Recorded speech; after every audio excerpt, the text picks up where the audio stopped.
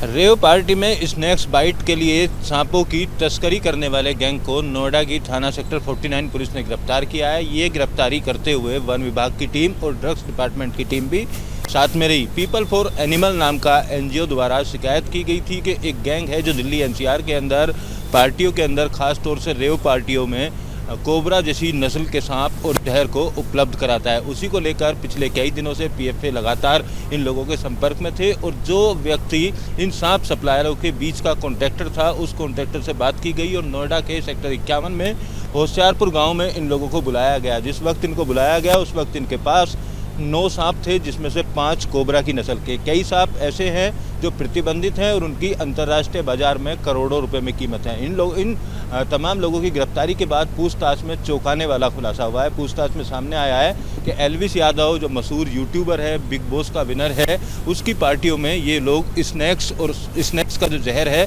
उसका सप्लाई किया करते थे। और जो रेव पार्टी एल्विस यादव और अन्य यूट्यूबरों के द्वारा की जाती थी वो रेव पार्टी ज़्यादातर गुरुग्राम में हुआ करती थी और नोएडा के फार्म हाउस जो यमुना किनारे बने हुए हैं वहाँ पर भी पार्टी होने की बात सामने आई है। फिलहाल पुलिस ने तमाम बयानों और सबूतों के आधार पर 5 लोगों को इस पूरे मामले में गिरफ्तार कर लिया है। एल्विस यादव से भी आने वाले समय में पूछताछ संभव है, क्योंकि चौंकाने वाला खुलासा ये भी हुआ है कि पिछले काफ़ी दिनों से ये लोग सक्रिय थे और ऑनलाइन रेव पार्टियों का आयोजन किया करते थे और उस आयोजन में जो भी विदेशी लड़कियां हैं उनको भी वहां पर बुलाया जाता था। तमाम बातों का जिक्र एफआईआर में किया गया है।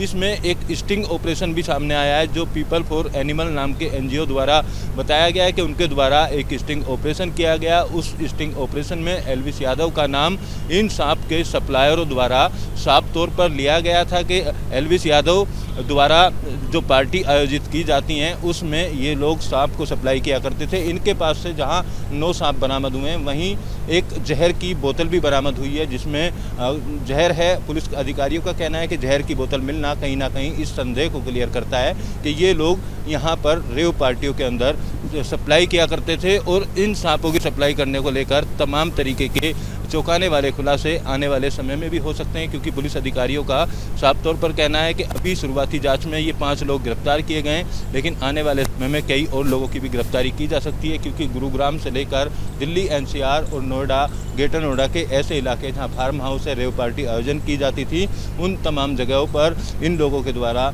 जो सांप हैं वो सप्लाई किए जाते थे, जहर सप्लाई किया जाता था। अब ये कितना बड़ा नेटवर्क है, इस नेटवर्क को लेकर लगातार पुलिस के अधिकारी थाने में मौजूद हैं। पकड़े गए आरोपियों से पूछताछ की जा रही है।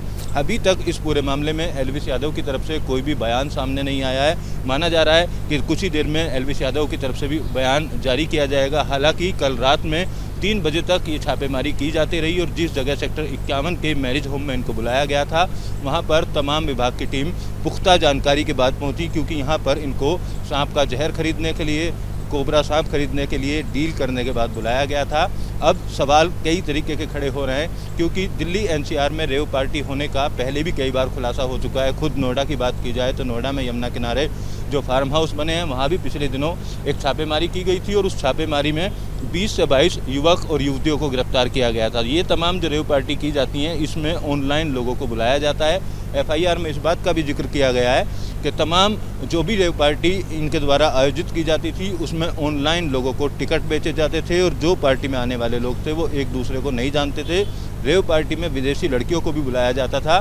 तो नशे के लिए प्रतिबंधित रेव पार्टियों का आयोजन किया जाता था। वहाँ पर स्नैक्स बाइट के साथ साथ ड्रग्स और अन्य जो नशे हैं उनका भी सेवन वहाँ आने वाले युवक और युवतियाँ किया करते थे। फिलहाल पुलिस की इस गिरफ्तारी के बाद माना जा रहा है कि इस नेटवर्क से जुड़े अन्य लोगों की भी जल्द ही गिरफ्तारी हो सकती है, क्योंकि रेव पार्टी को लेकर ये एल्विस यादव का नाम जब इसमें सामने आया है तो पुलिस अधिकारी खुद सक्रिय हुए और तमाम जिले के सीनियर अधिकारी अभी भी कल रात से लेकर अभी तक पकड़े हुए आरोपियों से पूछताछ कर रहे हैं। उनकी कॉल डिटेल भी जांच की जा रही है कि एल्विस यादव से इन लोगों की कितनी बार बातचीत हुई, कहाँ इन लोगों की मुलाकात हुआ करती थी और जो सांप या उसका जहर ये लोग वहाँ पर सप्लाई किया करते थे वो किन किन इलाकों में दिए जाते थे और एल्विस यादव के साथ और कौन कौन ऐसे यूट्यूबर हैं जिन यूट्यूबर्स की रेव पार्टियों में ये लोग स्नैक्स की सप्लाई किया करते थे। वीडियो जर्नलिस्ट जैनेंद्र के साथ अमित चौधरी, न्यूज़ नेशन, नोएडा।